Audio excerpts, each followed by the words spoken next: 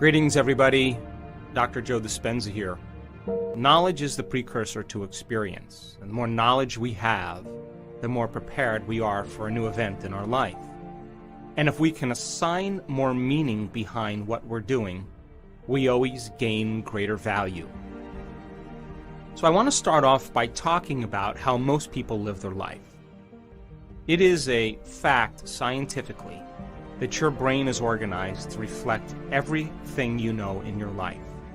Your brain is a record of all the things you've learned intellectually and all the things that you've experienced in your life. In other words, your brain is an artifact. Now, most people wake up in the morning and they think about their problems, they think about themselves, and they begin to anchor themselves into certain feelings and emotions that reaffirm their personality. And since those feelings and emotions are the end product of past experiences, because that's what emotions are, then people begin to ground themselves chemically into the past. So then they think neurologically within the circuits of their brain that are connected to the past, and they feel emotionally and chemically within the boundaries of those past experiences. And so then most people's personality or their state of being is defined by the past. And if thoughts are the language of the brain and feelings are the language of the body, then how most people are thinking neurologically and feeling chemically are causing them to function as a predictable self tied to the past. Now, we can call that, for the most part, our past-present reality. Because once we anchor consciousness into the brain and body and into a state of being, then we could say then our behaviors, choices, the experiences that await us, and how they are going to feel will become very predictable. And so people tend to think the same thoughts, they make the same choices, they demonstrate the same behaviors that create the same experiences, all for the familiar emotion that's called the old personality or the old self. Now, this CD is about defining yourself as a vision of the future instead of a memory of the past. So then in order for you to go from the old self to the new self, one of the ingredients that helps you to do that is consciousness. Now, consciousness is awareness, and awareness is paying attention and noticing. So the more conscious you are of your unconscious self, the less unconscious you will go during the course of your day. Now, I picked two very specific times for these meditations. The first thing, when you wake up in the morning, I'm going to ask you to do the morning meditation because your brain chemistry is changing from melatonin to serotonin. And along with that, your brain waves are changing from delta to theta to alpha to beta, from your subconscious to your conscious. The door to the subconscious mind opens in the morning.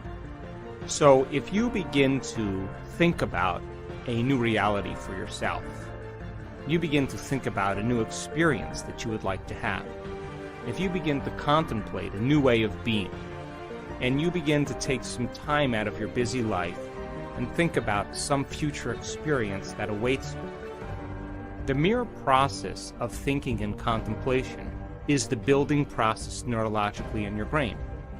And so we are going to ask you to think about a future reality that you may want to experience, some change in yourself that you would like to embrace, some type of event that awaits you in the quantum field. As you begin to think about and speculate a new future event, the frontal lobe turns on. That's the crowning achievement of the human being. It's the creative center. And as you begin to ask the what-if questions, the speculative questions, what would it be like? How would it be? What future awaits me? What do I want? As you ask those frontal lobe questions, because the frontal lobe is connected to all other parts of the brain, like a great symphony leader, it begins to look out over the entire landscape of the brain and it begins to select different networks of neurons that are connected to the things you've learned intellectually and the things that you've experienced as an event in your life. As the frontal lobe begins to call up all these different circuits, it begins to seamlessly piece them together to create a new level of mind. And as you begin to remind yourself of that future event, there'll come a moment when you'll get a vision or a symbol or a picture in your mind, and we would call that an intention.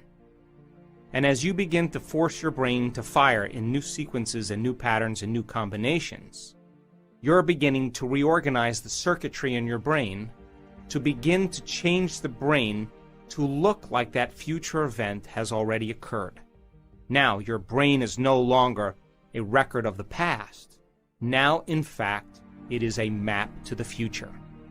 As you begin to be defined by that vision of the future, you're moving into a future present reality. But that's not the end. Because in order for you to move into a new state of being, you either have to begin to experience the event emotionally. In other words, allow the thought to become the experience in your mind. And if thought becomes the experience in your mind, the end product of that experience is called a feeling or an emotion. Or, I'm going to ask you to teach your body emotionally how that future event is going to feel before it occurs.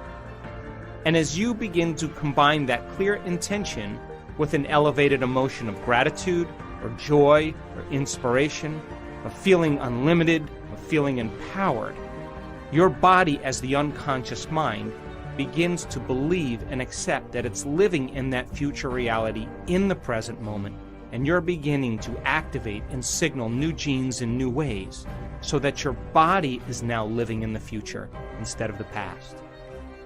So as the body moves into a new future present reality, your biology begins to change because now you're in a new state of being. Once you're in this new state of being, I'm going to ask you to think about the choices you're going to make, to review the behaviors you're going to demonstrate during this day. One day, one lifetime. What experiences await you and how they would feel.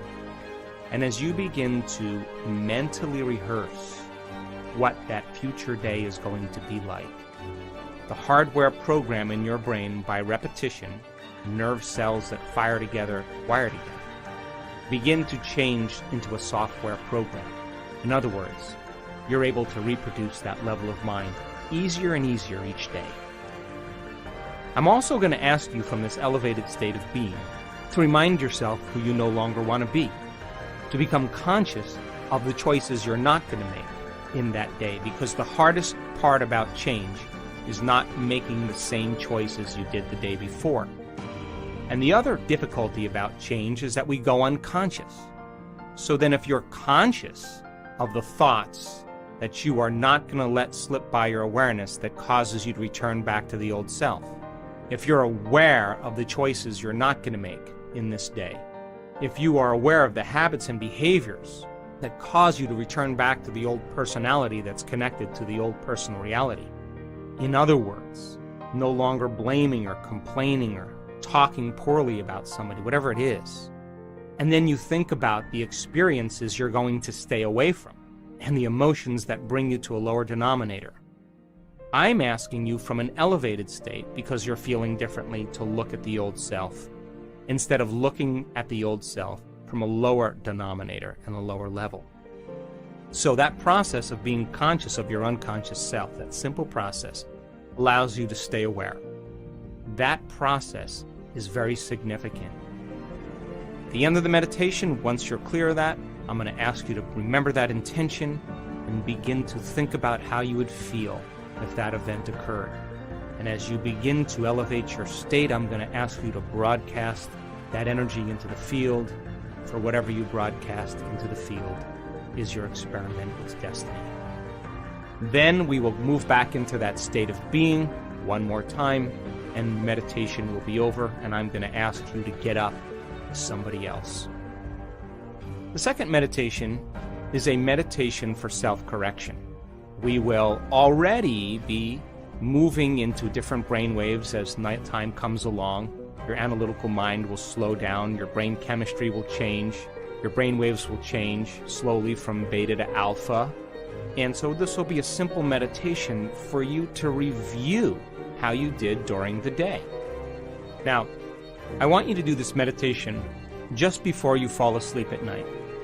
I want you to sit up in your bed or sit up next to your bed, and I want you to go through the meditation, and when you finish the meditation, it would be best if you could just lay down and fall asleep. That way, you're programming your autonomic nervous system and your subconscious mind even further into your future. And because your brain chemistry is changing, because your brain is changing in its circadian rhythm from daylight to nighttime, you'll already naturally be surrendering into this. And I'm going to ask you to review how you did. What choices did you make? When did you fall from grace? When did you go unconscious? How could you do something better if you had another opportunity? And then I'm going to ask you to put yourself back into that situation and rehearse a better way of being. What piece of knowledge could you use as a precursor to produce a better experience? What piece of knowledge could you apply in this event so that you can begin to change an outcome? And as you begin to rehearse a better way of being, you're beginning to activate and prime the brain further and refine it into the future instead of the past. This is how we self-correct. In other words, if you saw yourself giving a public lecture, and when you watched yourself doing it, you were touching your face or sticking your finger in your ear, if you observed that, I guarantee you the next time you spoke in public, you would refine your behaviors. So that process then, of going from the old self to the new self, and observing how we did then, allows us to self-correct and begin to reorganize the mind into the future instead of the past.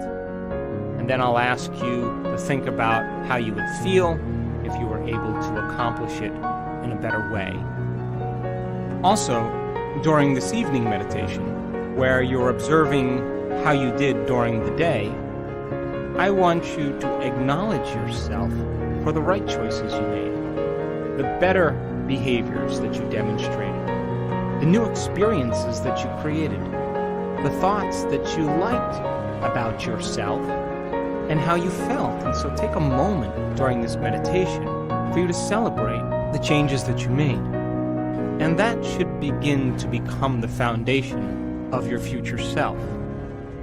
And then I'm going to ask you to surrender the whole process to a greater mind and allow your autonomic nervous system to begin to program your brain and body into a new destiny as you fall asleep. And the brain will consolidate those circuits neurologically so that your brain is now further installing the hardware into the future. And the chemicals that are released that begin to epigenetically signal new genes in new ways then allows your body to be conditioned into a new biology. The process is simple, and it's a great way for you to move from the old self to the new self. So I selected these times with the intention of you having the door open so you can begin to program your subconscious mind to work for you instead of against you.